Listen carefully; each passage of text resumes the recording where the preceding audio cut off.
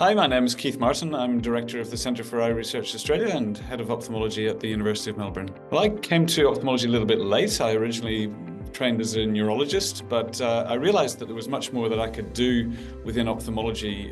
I loved the blend of medicine and surgery and the ability to have treatments that actually made a real difference to patients' lives, and that was something that was, at the time, lacking in neurology. I think AVR makes an enormous contribution to ophthalmology. I think the most important aspect of what it does is supporting work at a relatively early stage with meaningful amounts of money that can then be used to leverage larger amounts of research funding down the line. Well, I'm biased, but I think gene therapy has enormous potential in ophthalmology.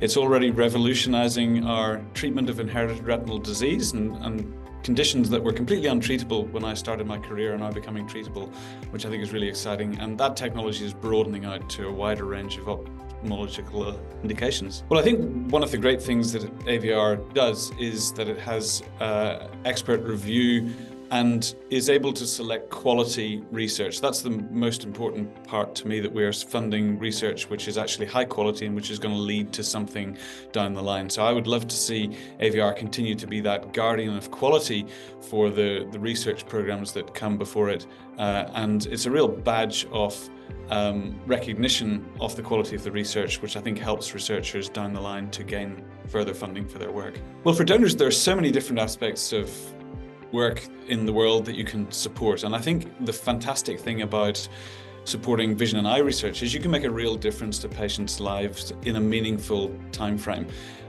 We are revolutionizing the way that we can diagnose and treat eye disease, and it's a really fast-moving field which has an immediate impact for our patients. If you look at some of the great breakthroughs in ophthalmology, from small incision cataract surgery to our treatments for age-related macular degeneration and the coming revolution in gene therapy, these are incredibly powerful technologies.